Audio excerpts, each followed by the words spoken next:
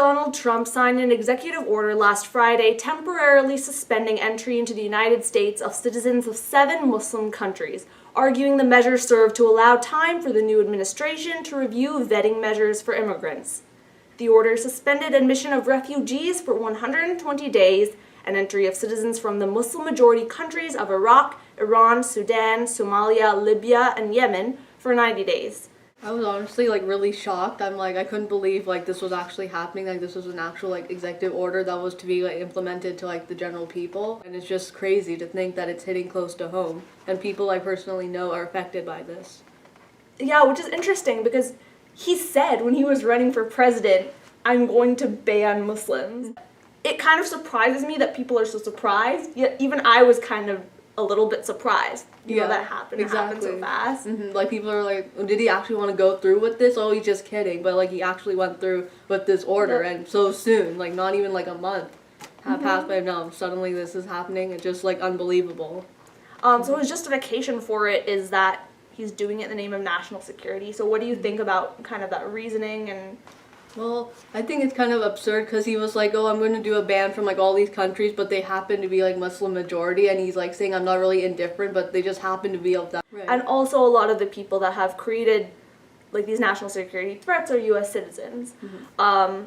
So is he going to implement a program that targets U.S. citizens? That would be incredibly scary if he was doing that in the name of national security. And plus, Iran also, got an order saying that they would not allow U.S., citizens to come to their country until Donald Trump backs out.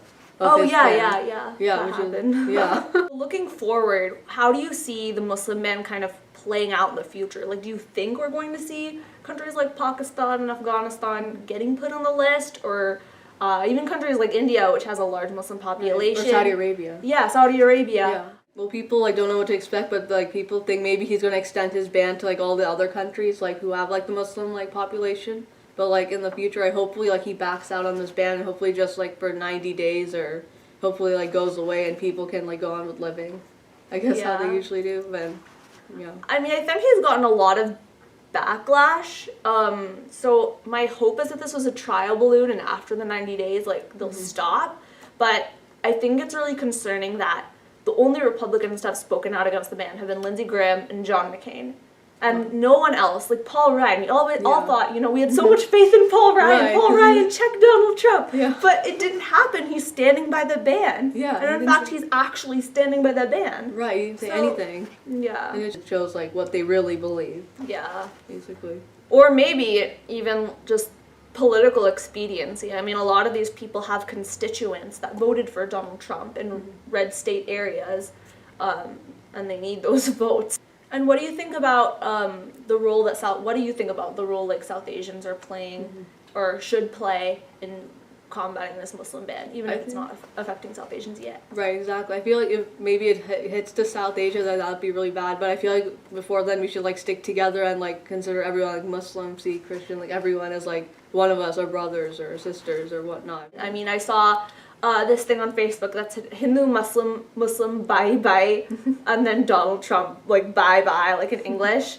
So just the fact that, the South Asian community needs to stick together when anyone is targeted. So right now, South Asian countries are not being targeted by this ban, but eventually they could be. So it's really, really important that we come together, and Hindus and Sikhs and Christians, they all stand up for the Muslim community, because we're all brown people affected by racism. Right. So it's important that we deal with these issues when they come, right. I think. So definitely, if you live in a red state or a swing state, it's really, really effective to call your senator or representative, because that shows that your vote is dependent on your representative doing the right thing. So calling can be really effective in those states.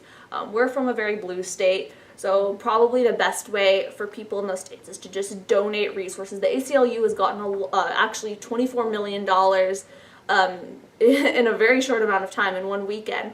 But they're a great organization that handles lawsuits, CARE, Council of American Islamic Relations, Mercy Corps, International Rescue Committee. All these organizations help, and so those are really great ways to help contribute, even if our politicians are not doing the right thing.